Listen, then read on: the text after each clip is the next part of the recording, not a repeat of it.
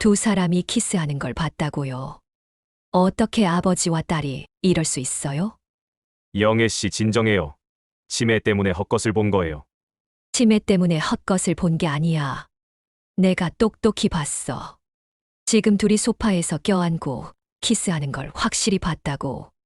그것도 아버지와 딸 사이가 아닌 완전히 남자와 여자로서 말이야. 내 나이 69세. 나에게 이런 일이 생길 줄 몰랐습니다.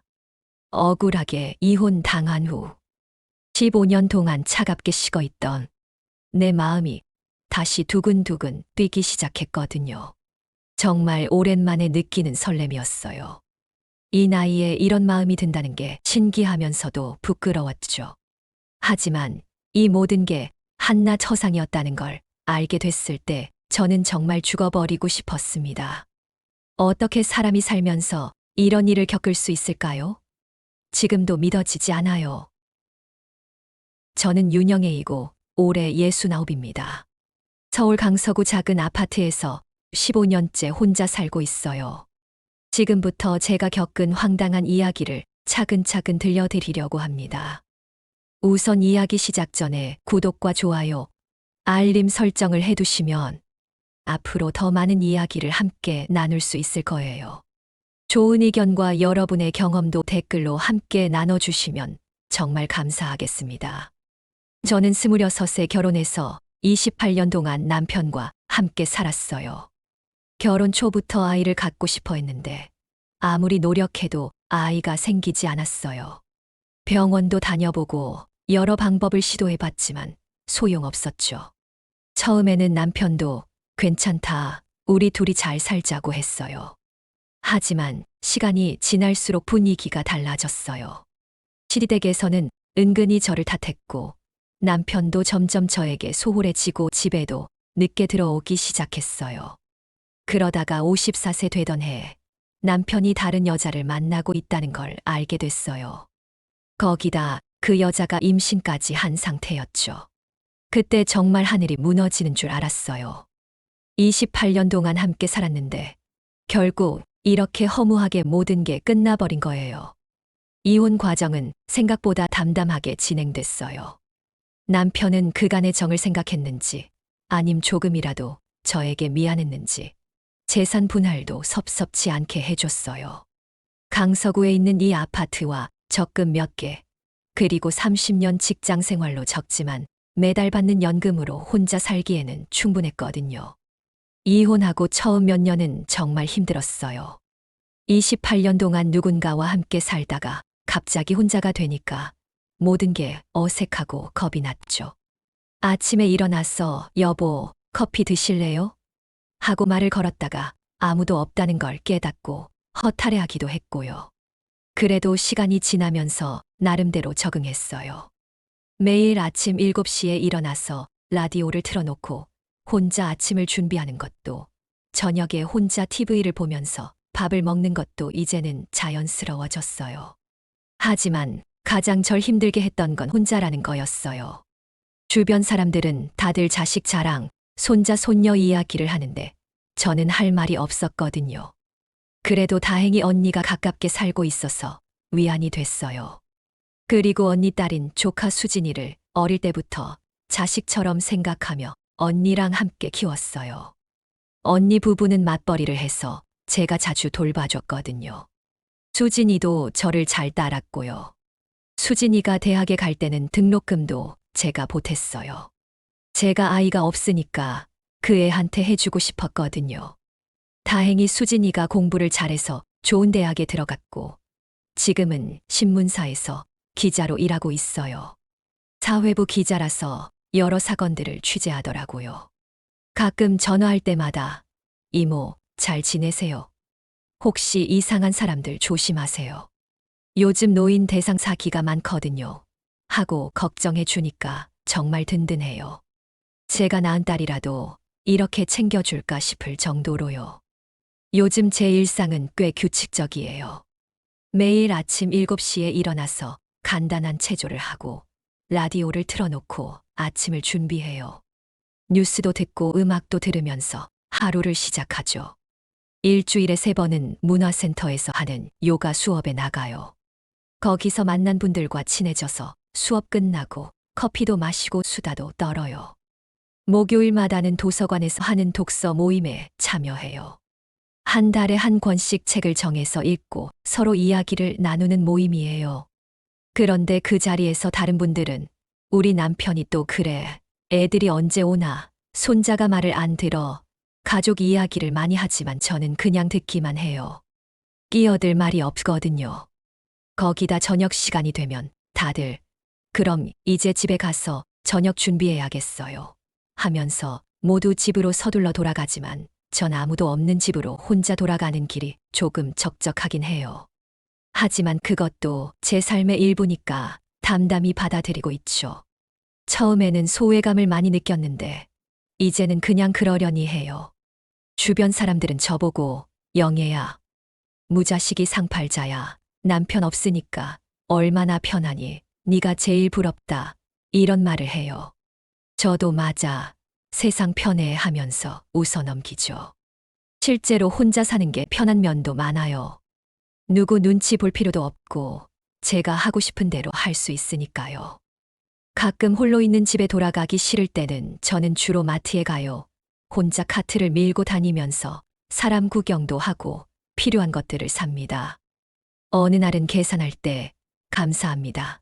인사하는 게 하루 중 가장 긴 대화일 때도 있어요. 우습게도 그런 작은 인사들이 나름 위로가 되더라고요. 몇 년 전에 남편하고 같이 살던 아파트를 팔고 이 아파트를 사서 언니 집 근처로 이사했어요. 언니와 가깝게 살고 있어 자주 만날 수 있고 언니가 있다는 것만으로도 마음이 참 든든해요. 그리고 경제적으로도 다행히 집 사고 현금이 1억 정도 남았어요. 앞으로 큰 욕심 부리지 않고 검소하게 살면 편안한 노년을 보낼 수 있어요. 노년이 안정된 건 정말 행운이죠. 저는 도서관에서 책을 읽을 때가 가장 평온해요. 소설을 읽다가 가족 이야기나 연애 이야기가 나오면 가끔 마음이 울컥할 때도 있지만 그것도 책 읽는 재미 중 하나라고 생각해요. 밤에는 홀로 잠자리에 들면서 내일도 똑같은 하루가 기다리고 있구나 하는 생각이 들 때가 있어요. 하지만 그런 일상이 나쁘지만은 않아요. 평온하고 안정적이니까요. 사실 저는 이렇게 조용하고 평범하게 지내던 사람이었어요. 큰 변화 없이 하루하루를 차분하게 살아가고 있었죠. 그런데 얼마 전에 제 평범했던 일상이 완전히 흔들려 버리는 정말 예상치 못한 일이 생겼어요. 그날은 평소처럼 집 근처 공원에서 산책을 하고 있었어요. 4월 중순쯤이었나 봄비가 부슬부슬 내리던 오후였죠. 사실 그날 아침부터 기분이 좀 우울했어요. 문화센터에서 만난 분들이 또 가족 자랑을 하시더라고요. 우리 며느리가 반찬 해다 줬다. 손자가 또 상 받았다. 이런 얘기들 말이에요. 저만 혼자 듣고만 있으니까 괜히 마음이 씁쓸해져서 집에 들어가기도 답답하고 그래서 공원으로 나온 거였어요. 평소에는 우산을 꼭 챙기는 편인데 그날은 왠지 비가 올 것 같지 않았거든요. 일기예보에서도 맑다고 했고요. 그런데 벤치에 앉아 있는데 갑자기 소나기가 내리기 시작하더라고요. 처음엔 금방 그칠 줄 알았어요. 그래서 벤치 주변 나무 그늘에서 비를 피하고 있었죠. 그런데 비가 점점 세져서 옷이 다 젖기 시작했어요. 일어나서 뛰어가자니 이미 다 젖었고 그렇다고 계속 앉아 있자니 감기라도 걸리면 큰일이고 정말 난감했죠. 그때였어요. 누군가 조용히 다가와서 제 위로 우산을 내밀더라고요. 저기 이 우산 함께 쓰세요. 비가 너무 많이 와서 감기 걸리시겠어요. 편안하고 따뜻한 목소리였어요. 아, 이걸 어떻게 설명해야 할까요? 목소리만 들었는데 가슴이 이상하게 뛰더라고요. 15년 만에 처음 느끼는 감정이었어요.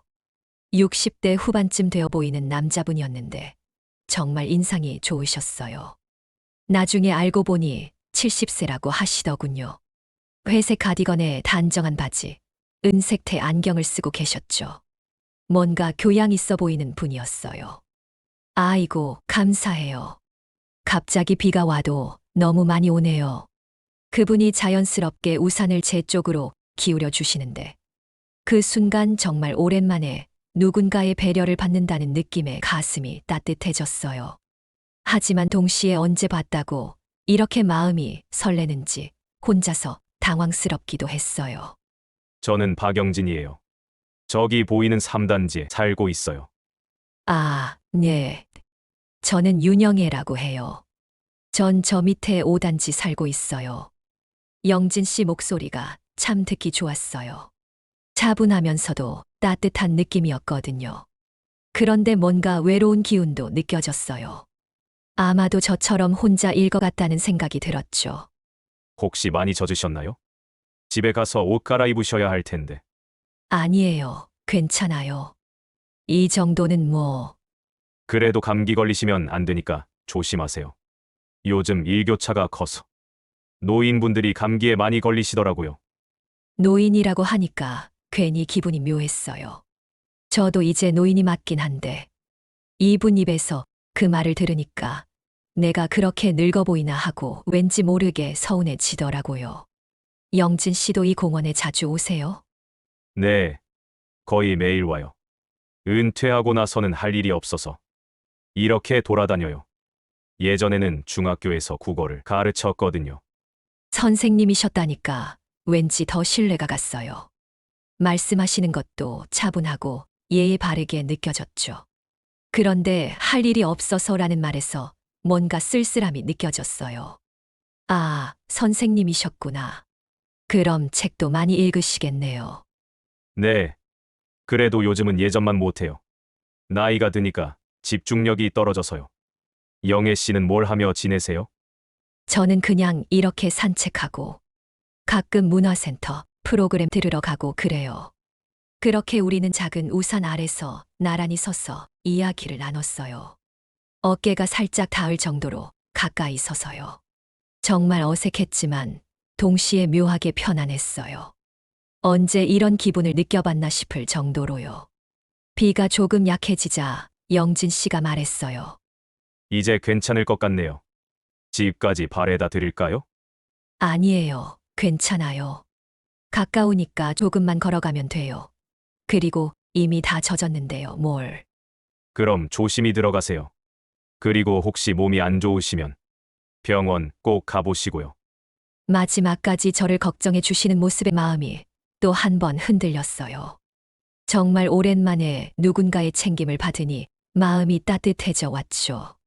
네, 정말 고마웠습니다. 그렇게 우리는 각자 헤어졌는데 집에 돌아가는 길 내내 마음이 이상했어요. 뭔가 따뜻한 기운이 가슴에 남아있는 느낌이었어요. 그날 밤 잠자리에 들면서도 계속 생각이 나더군요. 영진 씨의 따뜻한 목소리, 우산을 기울여 주시던 모습, 제가 괜찮다고 해도 계속 걱정해 주시던 그 마음씨. 정말 오랜만에 느끼는 설렘이었죠. 거울을 보니까 제 얼굴이 이상하게 밝아 보이더라고요. 이런 기분이 뭔지 몰랐는데 이게 설렘이구나 싶었어요. 며칠 후 평소처럼 동네 도서관에 갔어요. 목요일마다 하는 독서 모임이 있거든요. 그런데 2층 문학 코너에서 익숙한 뒷모습이 보이더라고요. 혹시나 해서 가까이 가봤는데 정말 영진 씨였어요. 가슴이 또 쿵쾅거리기 시작했어요. 어떻게 말을 걸어야 할지 몰라서 한참을 망설였죠. 그런데 영진 씨가 먼저 저를 발견하시더라고요. 영애 씨 아니십니까? 영진 씨, 여기서 뵙네요. 영진 씨도 반가워하시더라고요. 손에는 박완서 작가의 소설을 들고 계셨어요. 여기 자주 오세요? 네, 일주일에 한두 번은 와요. 집에만 있으면 답답해서요. 영진 씨도 책 읽으러 오신 거예요. 그렇죠. 은퇴하고 나서 시간이 많아져서 요즘 옛날에 읽었던 책들을 다시 보고 있어요. 그때랑 느낌이 또 다르더라고요. 저도 책 읽는 걸 좋아한다고 했더니 영진 씨 얼굴이 환해지시더라고요. 그 순간 뭔가 운명 같은 느낌이 들었어요. 이렇게 또 만나게 되다니. 혹시 시간 되시면 차라도 한잔 할까요? 여기 1층에 작은 카페가 있거든요. 네, 그럴까요? 그렇게 우리는 도서관 1층 카페로 갔어요. 조용하고 아늑한 분위기였죠. 영진 씨가 커피를 주문해 주시고 우리는 창가 자리에 앉았어요. 영애 씨는 어떤 책을 좋아하세요? 저는 주로 소설이나 에세이를 읽어요. 요즘은 공지영 작가 책을 다시 읽고 있거든요. 아, 공지영 작가요. 저도 좋아해요. 봉순이 언니는 정말 감동적이더라고요. 영진 씨와 이야기를 나누다 보니 시간 가는 줄 몰랐어요. 책 이야기, 요즘 TV 프로그램 이야기, 날씨 이야기까지. 정말 자연스럽게 대화가 이어졌죠. 실례지만 가족분들과 함께 사시는 거예요? 영진 씨가 조심스럽게 물었어요. 저는 혼자 살고 있어요. 15년 전에 이혼했거든요. 아이도 없고요. 아, 그러시구나. 저도 아내를 잃고 혼자 지낸 지 벌써 5년이 됐어요. 그 순간 뭔가 통하는 게 있다고 느꼈어요. 서로 외로움을 아는 사람끼리의 공감 같은 거요. 영진 씨 눈빛에서도 저와 비슷한 쓸쓸함이 느껴졌어요. 혼자 지내기 쉽지 않으시죠? 네, 처음엔 정말 힘들었어요. 지금도 가끔은 그래요. 영진 씨가 고개를 끄덕이며 제 손을 살짝 잡아주었어요. 그 순간 찌릿 전기가 흐르는 것 같았어요. 이 나이에 이런 감정을 느낄 줄 몰랐거든요. 누군가와 편하게 웃고 눈을 맞추고 자연스럽게 대화가 오가는 그 순간이 참 오랜만이었어요. 정말 오랜만에 느끼는 행복이었죠. 카페를 나올 때 영진 씨가 말했어요. 다음에 또 뵐 수 있을까요? 영애 씨와 이야기하니까 정말 즐거웠어요. 제 마음도 같았어요. 영진 씨를 만난 게 정말 행운이라고 느껴질 정도였죠. 좋아요. 가끔 만나서 함께 이야기도 하고 커피 마셔요. 그날 집에 돌아와서도 계속 미소가 지어졌어요. 거울을 보니까 제 얼굴이 완전히 달라져 있더라고요.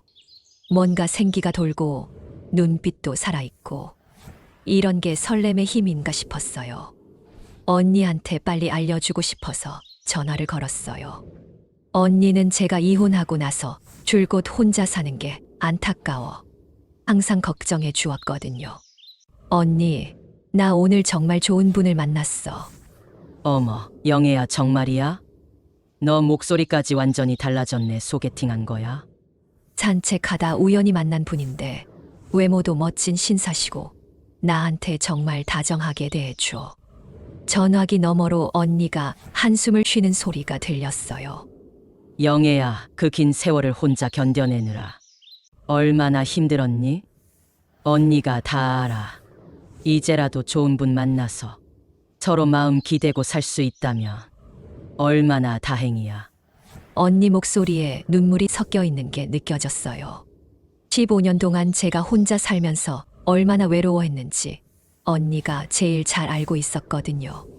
그런데 언니, 이 나이에 이런 마음을 가져도 되는 걸까? 무슨 소리야. 사랑의 나이가 무슨 상관이야. 너 그동안 얼마나 외로웠니? 좋은 분이면 잘 만나봐. 언니가 응원할게. 언니의 응원을 받으니 더욱 확신이 들었어요. 정말 좋은 분을 만난 것 같다는 생각이 들었죠. 그때만 해도 저는 정말 운명적인 만남이라고 생각했어요. 하지만 지금 생각해보니 그 모든 게 계획된 일이었을지도 몰라요. 그 따뜻한 미소 뒤에 이런 무서운 계획이 숨어 있을 줄은 꿈에도 몰랐거든요. 영진 씨와의 만남이 잦아지면서 제 일상에 작은 변화들이 찾아왔어요. 매주 화요일과 목요일이면 어김없이 도서관에서 만나책을 함께 읽고 근처 카페에서 차도 마시면서 서로의 이야기를 한 뼘씩 더 나누게 됐죠. 처음엔 조심스러웠어요. 이 나이에 남자와 이렇게 만나는 게 맞나 싶기도 했고 주변 사람들이 뭐라고 할까봐 걱정도 됐거든요. 하지만 영진 씨와 함께 있으면 그런 걱정들이 다 사라졌어요. 영애 씨, 오늘 정말 아름다워 보이세요. 어느 날 카페에서 영진 씨가 갑자기 이런 말을 하시더라고요. 69세에 아름답다는 말을 들을 줄 몰랐어요. 얼굴이 확 달아올랐죠. 놀리지 마세요. 이 나이에 아름답다니요. 나이가 뭐가 중요해요? 영애 씨는 정말 매력적인 여성이에요. 처음 만났을 때부터 그렇게 생각했어요. 그때 영진 씨가 제 손을 살며시 잡아주셨어요. 그 순간 정말 전기가 흐르는 것 같았어요. 사람 마음은 나이랑 상관없는 것 같아요. 이렇게 제 마음이 설렐 줄은 몰랐어요. 영진 씨의 그 한마디에 저도 모르게 웃음이 났어요. 정말 그랬어요. 이 나이에도 가슴이 이렇게 뛸 수 있다는 게 신기했어요. 한 달쯤 지났을까요? 영진 씨가 조심스럽게 말을 꺼내셨어요. 영애 씨, 혹시 제 집에 한번 놀러 오실래요? 제가 직접 요리해서 대접해 드리고 싶어요. 저는 잠깐 망설였어요. 남자 집에 혼자 가는 건 평생 한 번도 해본 적이 없었거든요. 하지만 영진 씨 표정이 너무 진심 어린 것 같아서 거절하기가 어려웠어요. 네, 좋아요. 영진 씨 음식이 기대되네요. 영진 씨 집은 깔끔하게 정리된 아파트였어요. 거실에는 책들이 가득했고 벽에는 풍경 사진들이 걸려 있었어요. 정말 교양 있는 분의 집 같았죠. 와, 정말 멋지게 꾸며 놓으셨네요. 영애 씨가 와주셔서 더 빛이 나는 것 같아요. 앉으세요. 차 끓여 드릴게요.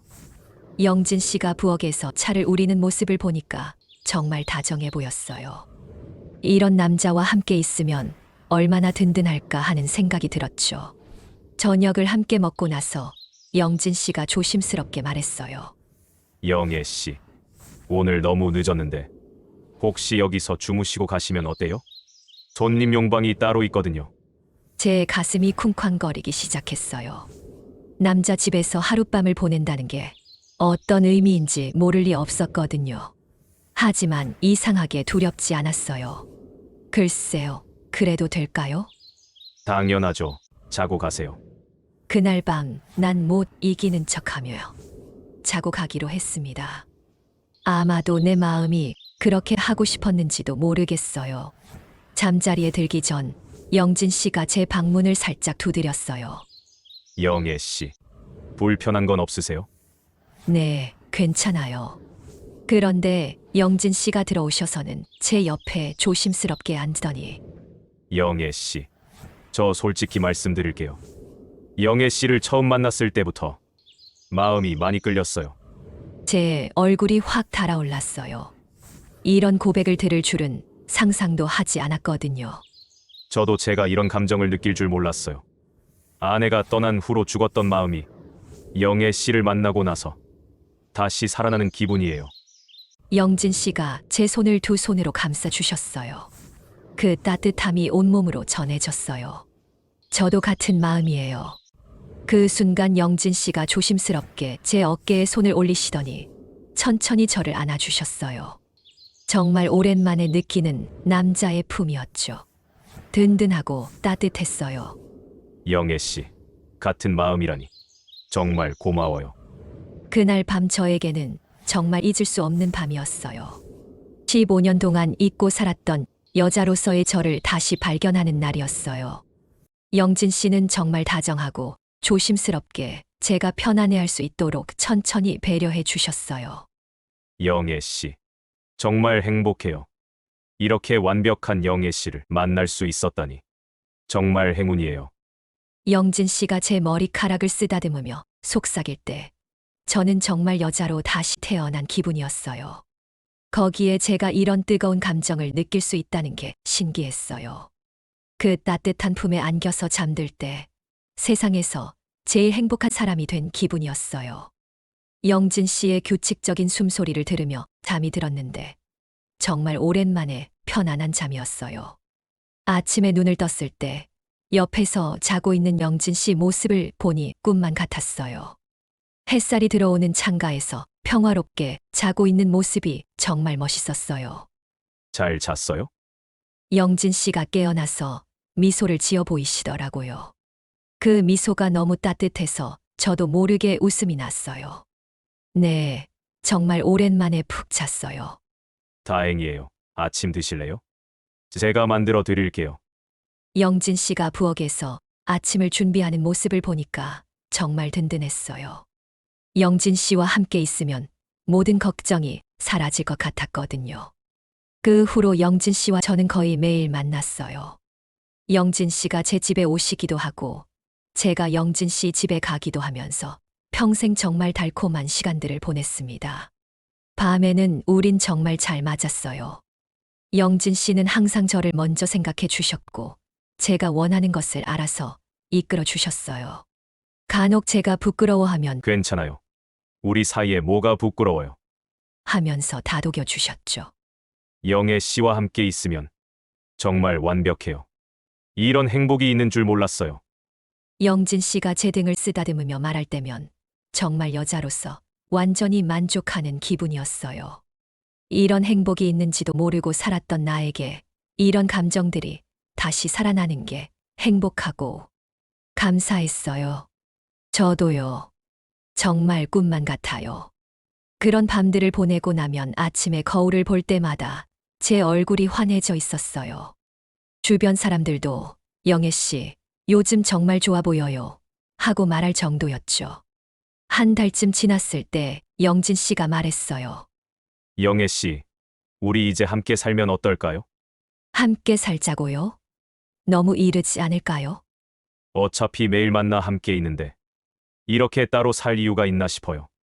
영애 씨 집이 더 넓으니까 급한 대로 제가 이리로 이사 오는 게 어떨까요? 저는 잠깐 고민했어요. 동거라는 게 쉬운 결정은 아니었거든요. 그래서 언니한테 전화를 걸었어요. 언니, 나 영진 씨랑 함께 살기로 했어. 어머, 영애야 너무 성급한 거 아니야? 사귄 지 아직 얼마 되지 않았잖아. 언니, 영진 씨 정말 좋은 분이야. 놓치고 싶지 않아. 나를 이렇게 소중하게 대해주는 사람이 또 있을까 싶어. 그래도 다시 한번 생각해봐. 좀 더 신중하게 결정해도 좋을 것 같아.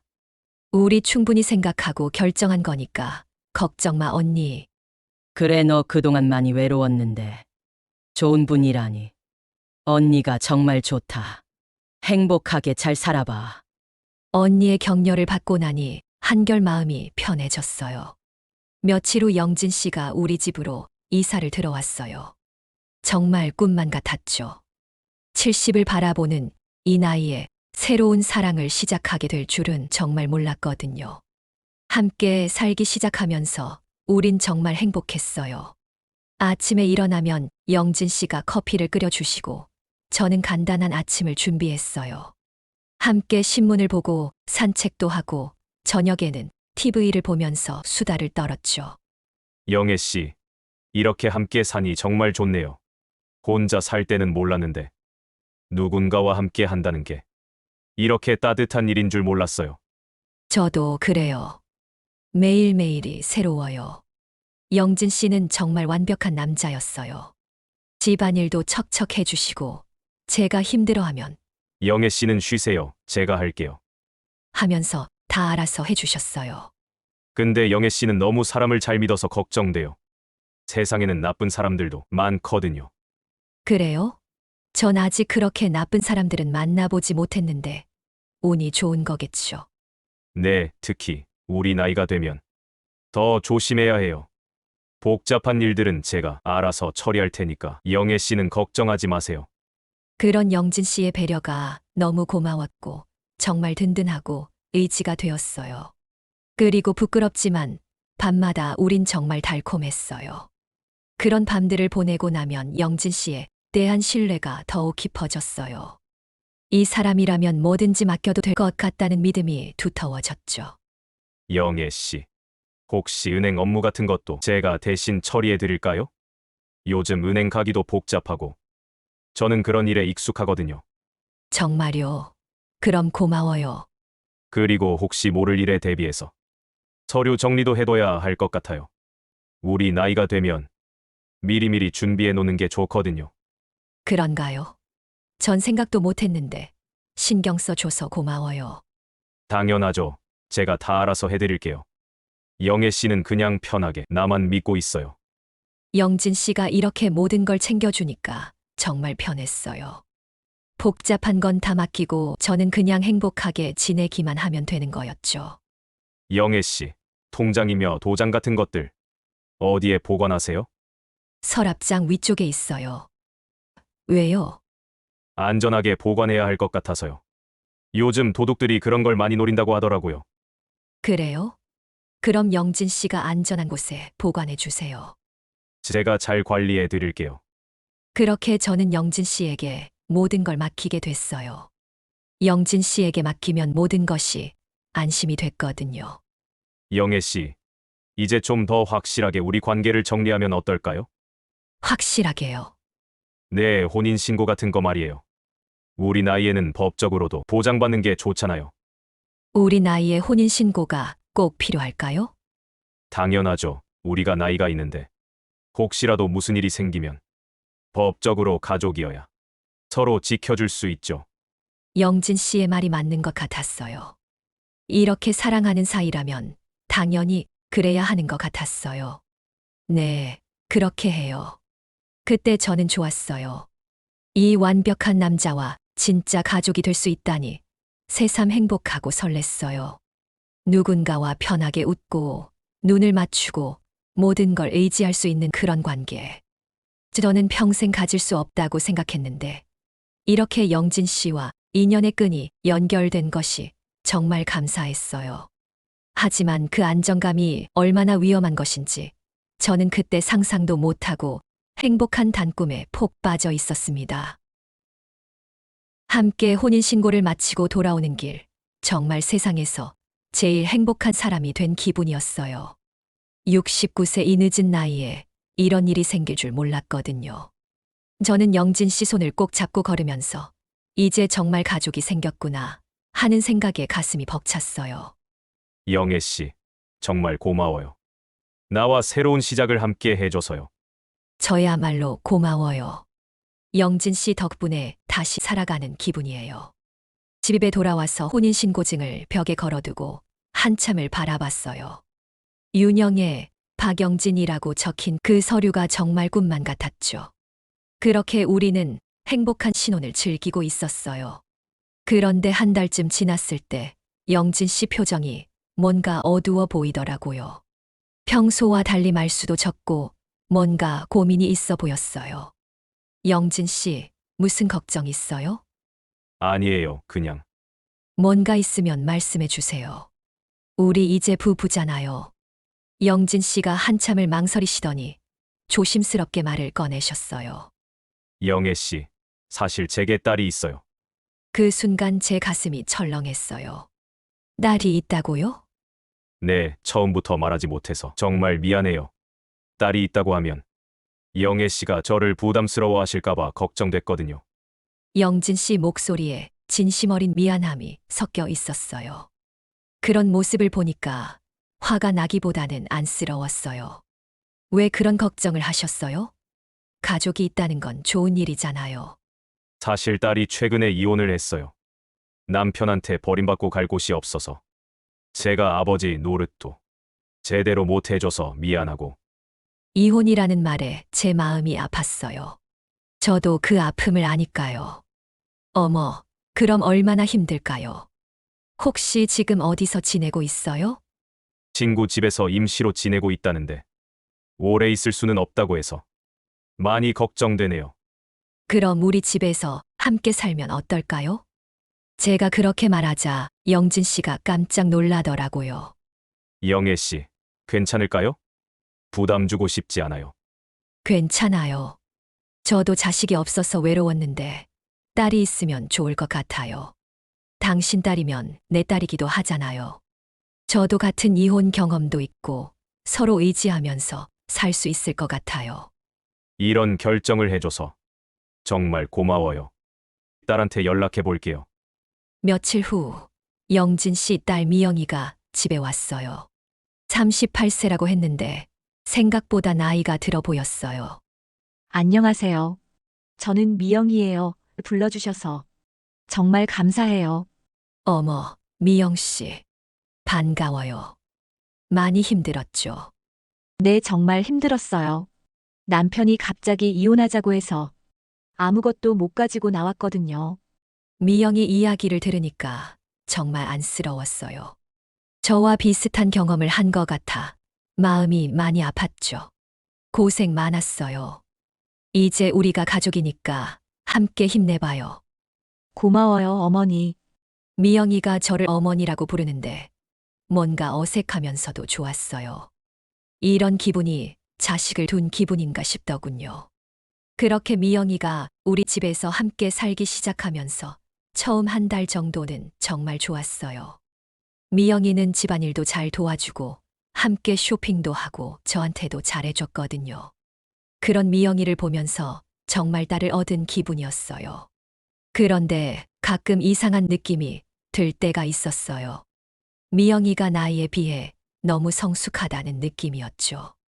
그리고 영진 씨와 대화할 때도 뭔가 설명할 수 없는 어색한 부분이 있었어요. 미영이가 들어오고 2달쯤 지났을 때부터 이상한 일들이 생기기 시작했어요. 제가 아끼던 작은 반지가 없어진 거예요. 분명히 화장대에 있었는데 찾을 수가 없었어요. 이상하네. 분명히 여기 있었는데. 어머니, 뭘 찾으세요? 미영이가 물으며 다가왔어요. 작은 반지가 없어졌어. 분명히 여기 있었는데. 어머니, 혹시 다른 곳에 두신 거 아니에요? 한 번 더 찾아보세요. 그래서 다시 찾아봤지만 없었어요. 처음엔 그냥 제가 잘못 둔 거겠거니 했어요. 그런데 일주일 후에는 또 목걸이가 없어졌어요. 그 목걸이는 좀 가격도 나갔고 저에게는 정말 소중한 목걸이였거든요. 영진 씨, 제 목걸이 혹시 보셨어요? 목걸이요. 어떤 거요? 금목걸이요. 분명히 여기 있었는데. 글쎄요. 못 봤는데. 어디? 다른 곳에 둔 거 아닐까요? 이상했어요. 분명히 거기 있었는데 말이에요. 어머니, 요즘 깜빡깜빡 하시는 것 같은데 괜찮으세요? 미영이가 걱정스러운 표정으로 말했어요. 내가 자주 깜빡깜빡해. 네, 어제도 같은 이야기를 여러 번 하셨거든요. 그런 적 있었나? 난 정말 기억이 안 나는데. 시간이 지나면서 물건들이 계속 사라졌어요. 시계, 브로치, 심지어 현금까지. 그럴 때마다 미영이와 영진 씨는 어디 다른 곳에 두셨을 거예요. 어머니, 혹시 스트레스 받으시는 일 있으세요? 요즘 자꾸 같은 말씀을 반복하시고 물건도 자주 잃어버리시고 내가 뭔가 이상해 보여. 네, 조금 걱정이 되네요. 그때부터 내 자신이 의심스러워지기 시작했어요. 정말 내가 이상해진 건가? 어머니, 이거 드세요. 건강에 좋은 차예요. 미영이가 매일 저녁 차를 끓여줬어요. 그 차를 마시기 시작하고 나서부터 더 이상해졌어요. 머리가 자꾸 멍해지고 기억이 가물가물했거든요. 영진 씨, 저 정말 이상한 것 같아요. 영애 씨. 우리 내일 병원에 한번 가봅시다. 다음 날 병원에 방문해 여러 가지 검사를 했어요. 그런데 머리가 계속 멍해서 질문에 제대로 대답하기가 어려웠어요.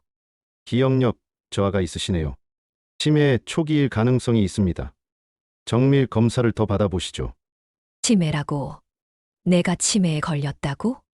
어머니, 걱정 마세요. 괜찮을 거예요. 우리가 잘 돌봐드릴게요. 미영이가 다정하게 말했지만 뭔가 이상한 기분이 드는 건 왜일까요? 그런데 이제 당분간 중요한 일을 어머니 혼자서 처리하시면 안 될 것 같아요. 중요한 일이라니? 은행 업무나 서류 정리 같은 거요. 실수하실 수 있으니까 저희가 대신 해드릴게요. 그 정도 일은 나도 잘 할 수 있을 것 같은데. 어머니, 의사 선생님도 초기 치매 증상이 있다고 그러셨잖아요. 저희가 도와드리는 게 맞아요. 그렇게 해서 제 통장과 도장을 모두 영진 씨가 관리하게 됐어요.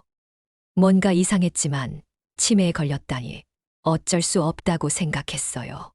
하지만 마음 한구석에서는 계속 의심이 들었어요. 정말 내가 그렇게 이상한가? 분명히 기억하는 것들도 있는데. 그러던 어느 날 밤 화장실에 가려고 일어났다가 거실에서 충격적인 광경을 목격했어요. 영진 씨와 미영이가 소파에서 껴안고 키스하고 있는 거예요. 그것도 아버지와 딸 사이가 아닌 완전히 남자와 여자로서 말이에요. 영진 씨. 제가 소리를 지르자 둘이 깜짝 놀라며 떨어졌어요. 영애 씨, 이건 이게 뭐예요? 어떻게 아버지와 딸이 이럴 수 있어요? 어머니, 진정하세요. 오해하신 거예요. 수진이가 당황하며 말했지만 제가 본 건 분명했어요. 오해가 아니야. 내가 똑똑히 봤어. 어머니, 치매 때문에 헛것을 보신 거예요. 아버지가 저를 그냥 위로해 주신 거였어요. 헛것이 아니야. 키스하는 걸 봤다고요. 영애 씨, 진정하세요. 잘못 보신 거예요. 정말 오해라고요. 영진 씨도 당황하며 말했지만 저는 확신했어요. 뭔가 이상하다고 생각했던 모든 것들이 이제야 수수께끼가 풀리는 느낌이었어요. 그날 밤 저는 잠을 이룰 수 없었어요. 도대체 이게 뭔 일인지, 정말 내가 치매에 걸린 건지, 아니면 이 사람들이 나를 속이고 있는 건지. 전 너무 혼란스러워서 고민 끝에 조카 수진이에게 전화를 걸었어요. 수진아, 이모야. 이모. 이 시간에 웬 전화예요? 목소리가 이상한데 무슨 일 있어요? 수진아, 이모가 정말 이상한 일을 당하고 있는 것 같아. 도와줄 수 있을까? 전화기 너머로 조카 수진의 목소리가 단숨에 진지해졌어요. 이모. 지금 안전한 곳에 계세요? 혹시 주변에 사람 있어요? 화장실에 있어. 다들 자고 있는 것 같고. 좋아요, 이모. 목소리 낮춰서. 뭐가 이상한지 천천히 말해보세요. 저는 떨리는 목소리로 차근차근 말했어요.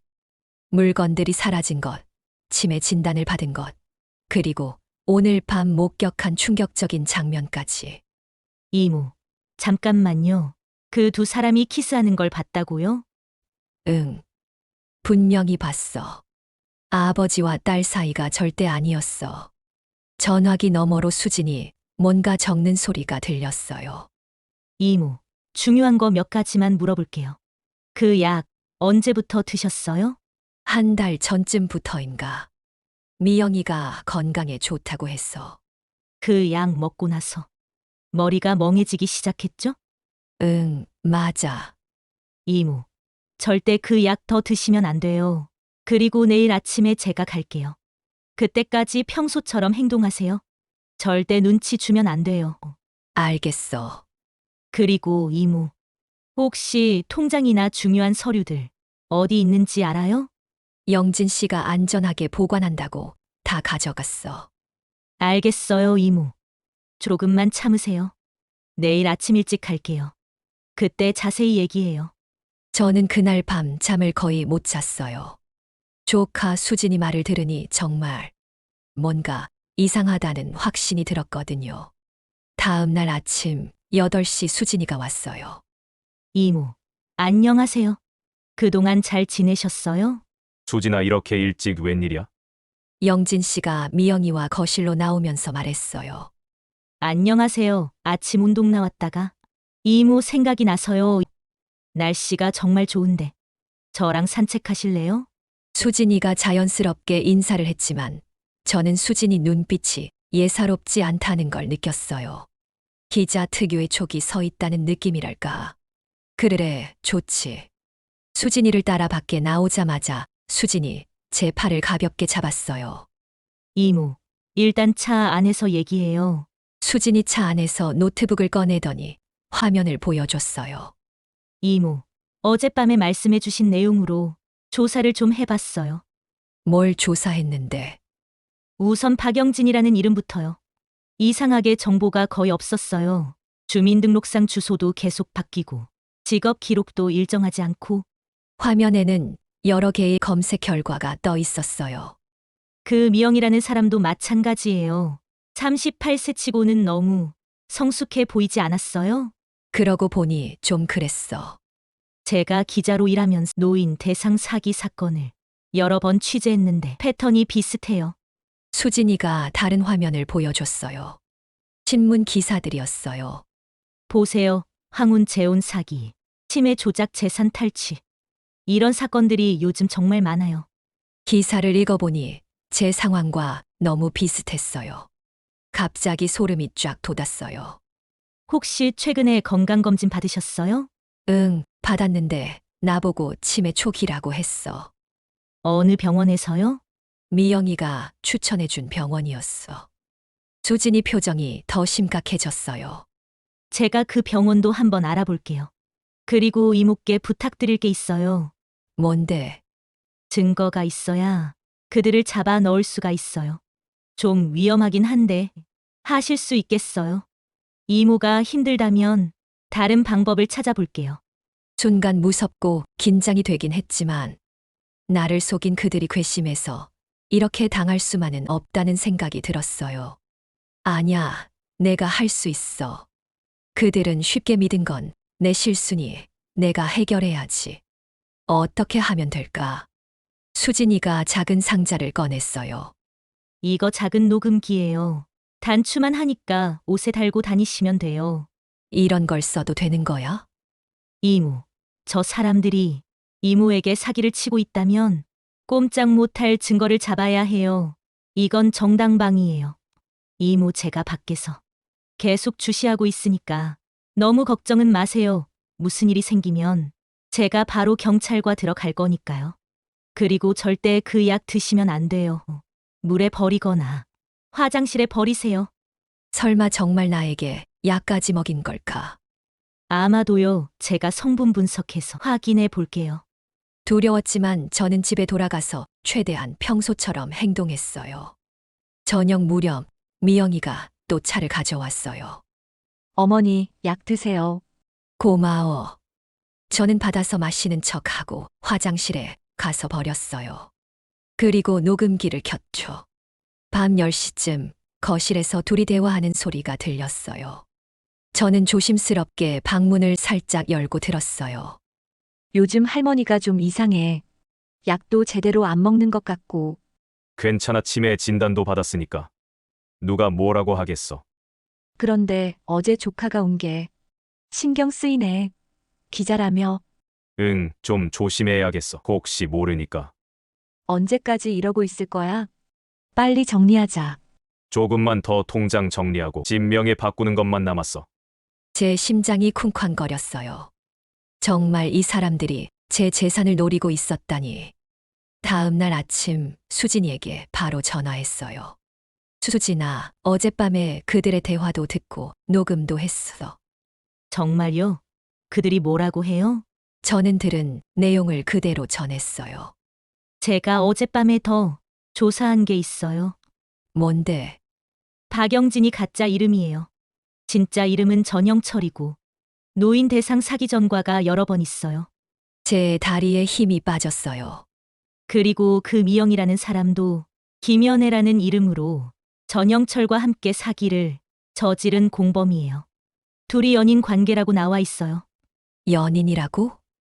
네, 이모. 이 사람들이 이모 재산을 노리고 접근한 전문 사기꾼들이에요. 그 순간 제 머리가 하얘졌어요.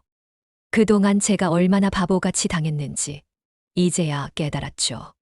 사랑이라고 생각했던 모든 게 거짓말이었다니. 이모, 괜찮으세요? 수진아, 내가 정말 바보였구나. 아니에요. 이모는 잘못이 없어요.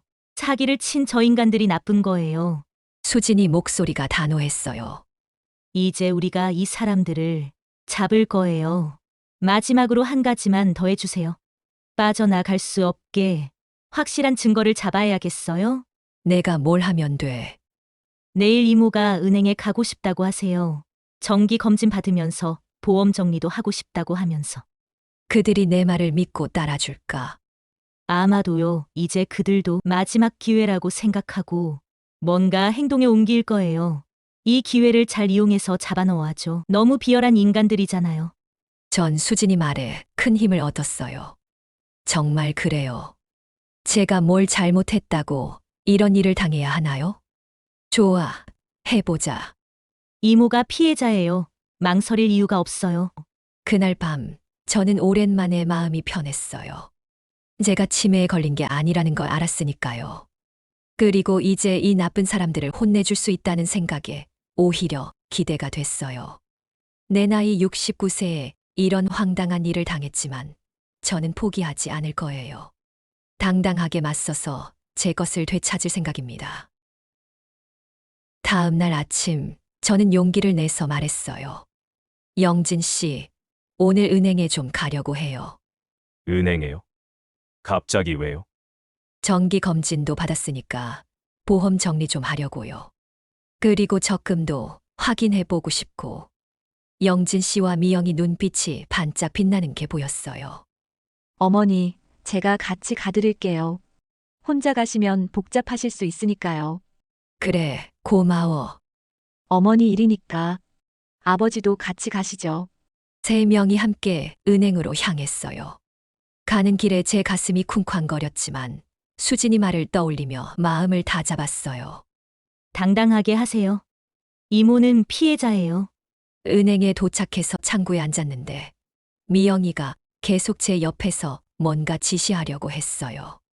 어머니, 이 서류에 사인하세요. 이게 무슨 서류인데? 보험금 정리하는 서류예요. 복잡하니까 제가 다 준비해 왔어요. 그런데 자세히 보니까 그게 아니었어요. 제 통장에서 큰 금액을 인출하는 서류 같았어요. 이거 뭔가 이상한데요. 왜 이렇게 큰 돈을 빼는 거예요? 어머니, 보험료 정산하는 거예요. 치매 때문에 헷갈리실까봐 예비로 하는 거예요. 치매라는 말에 전 갑자기 확 화가 났어요. 이렇게 확실히 진실을 아는데 계속 나를 바보 취급하다니. 나 치매가 아니야. 은행원, 이 서류 이상해요. 제가 목소리를 높이자 은행 직원이 다가왔어요. 무슨 일이세요? 이 서류가 이상해요. 제가 요청한 게 아닌데 왜 이런 큰 돈을 빼려고 하죠? 어머니, 진정하세요. 사람들이 다 쳐다봐요. 미영이가 당황하며 제 팔을 잡았어요. 그때 은행 입구에서 익숙한 목소리가 들렸어요. 이모, 수진이가 들어오고 있었어요. 그런데 이번엔 혼자가 아니고 경찰관 2명이 함께 있었어요. 수진아, 이모, 괜찮으세요? 영진 씨와 미영이 얼굴이 하얗게 변했어요. 전영철 씨, 김연애 씨 맞죠? 경찰관이 다가오며 말했어요. 그 순간 두 사람이 완전히 당황했어요. 뭔 소리예요? 노인 대상 사기 혐의로 체포하겠습니다. 잠깐만요. 이건 오해예요. 미영이가 소리쳤지만 이미 늦었어요. 이모, 이제 괜찮아요. 수진이가 제 손을 잡아주었어요. 어젯밤에 이모가 녹음해주신 내용과 제가 조사한 자료를 경찰에 제출했어요. 그리고 오늘 이 현장까지 다 촬영했고요. 수진이가 손에 든 카메라를 보여줬어요. 저 사람들이 이모를 치매 환자로 만들어서 재산을 빼앗으려던 모든 증거가 다 있어요. 경찰관이 영진 씨에게 수갑을 채우며 말했어요. 전영철, 당신은 묵비권을 행사할 권리가 있습니다. 이모, 이제 정말 다 끝났어요. 수진이 말을 들으니까 그제야 실감이 났어요. 정말 끝난 거구나. 영애 씨, 정말 미안해요. 하지만 사랑은 진짜였어요. 끌려가면서 영진 씨가 소리쳤지만 저는 고개도 돌리지 않았어요. 사랑이 진짜였다고요. 처음부터 끝까지 모든 게 거짓말이었으면서. 어머니, 정말 어쩔 수 없었어요. 미영이도 소리쳤지만 저는 들은 척도 안 했어요. 은행에서 나와서 수진이와 함께 앉았어요. 이모, 정말 고생 많으셨어요. 수진아, 고마워. 너 아니었으면 어떻게 됐을지 상상만으로도 끔찍하다. 이모가 용감하게 도와주셔서 가능한 일이었어요. 마지막에 당당하게 맞서시는 모습, 정말 멋있었어요, 이모. 이제 모든 게 원래대로 돌아올 거예요. 통장도, 도장도, 집 서류도 다 되찾을 수 있어요. 정말 물론이에요. 그리고 저 사람들이 가져간 이모 물건들도 다 찾을 거예요. 며칠 후 정말로 사라진 나의 모든 것들이 돌아왔어요. 사라졌던 목걸이, 반지, 시계까지 모두요. 경찰이 저들 집에서 다 찾아냈다고 하더군요. 그리고 병원에서 다시 정밀 검사를 받았는데 치매가 아니라는 진단을 받았어요. 이전 검사 결과가 이상하네요. 분명히 정상이신데. 의사 선생님도 고개를 갸우뚱했어요. 나중에 알고 보니 그 병원도 사기꾼들과 연결되어 있었다고 하더라고요. 언니에게 전화를 걸었어요. 언니, 나 이제 괜찮아졌어. 영애야, 정말 다행이다. 그 나쁜 놈들 제대로 벌 받는 거지. 응. 수진이가 정말 잘해줬어. 우리 수진이 참 기특하고 고마워. 나를 위해서 그렇게 나서서 뛰어다니고. 하나밖에 없는 이모인데. 당연하지, 우린 가족이잖니. 정말 그래요. 수진이가 아니었다면 저는 정말 모든 걸 잃을 뻔했어요. 며칠 후 수진이가 찾아왔어요. 이모, 기사 나왔어요. 신문을 보여주는데 제 사건이 크게 보도되어 있었어요. 69세 여성, 기지로 사기꾼 무찌르다. 이모, 유명해지셨어요. 에이, 생각할수록 너무 창피하다. 유명이 다 뭐니. 정말이에요. 이모처럼 당당하게 맞선 사례가 많지 않다고 해요. 다른 분들에게도 큰 용기가 될 거예요. 그 말을 들으니까 기분이 좋았어요.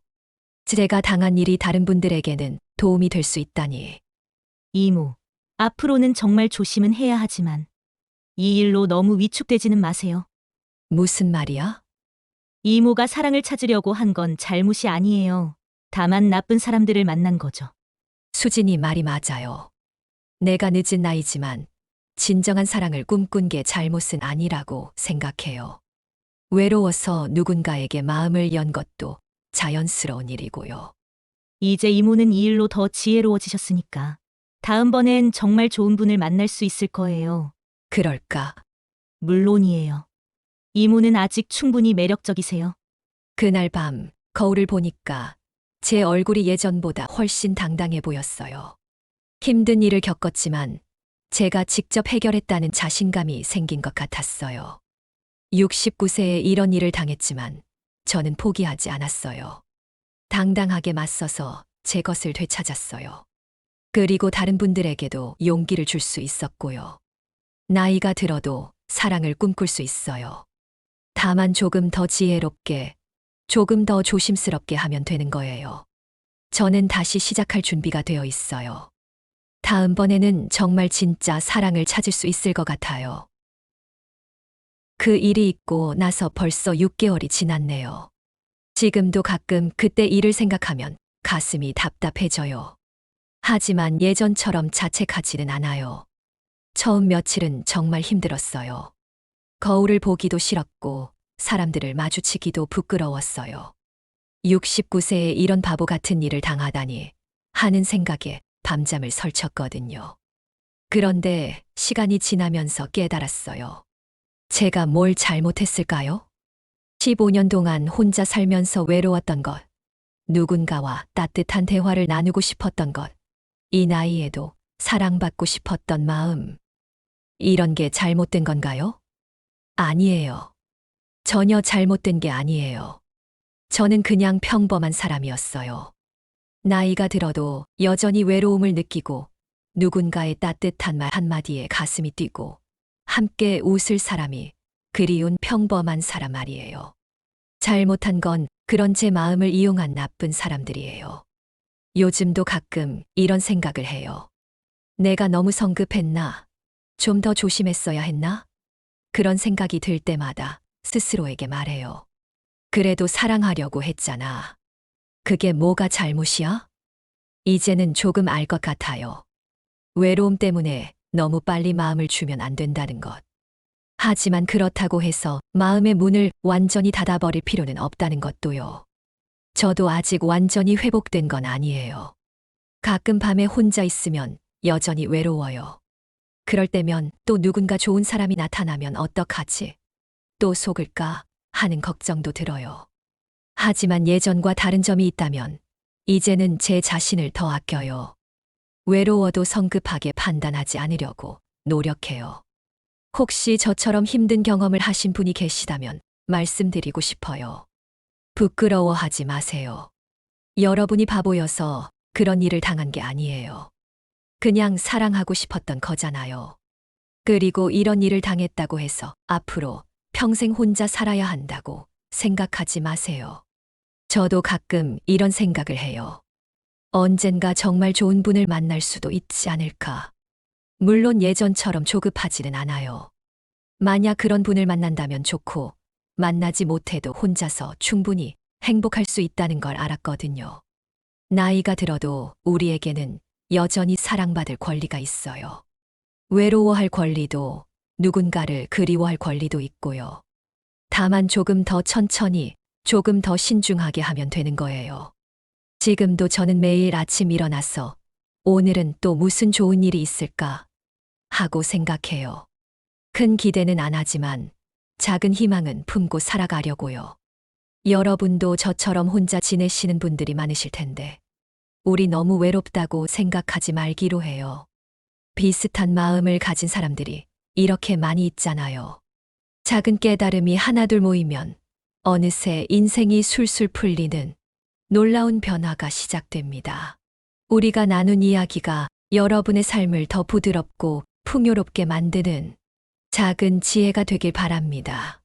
구독과 좋아요, 알림 설정을 통해 앞으로도 값지고 의미 있는 이야기들을 함께 나눠주세요. 그리고 이 지혜가 꼭 필요한 소중한 분들에게도 잊지 말고 공유해주세요. 끝까지 시청해주셔서 감사합니다. 다음에 더 좋은 이야기로 찾아뵙겠습니다.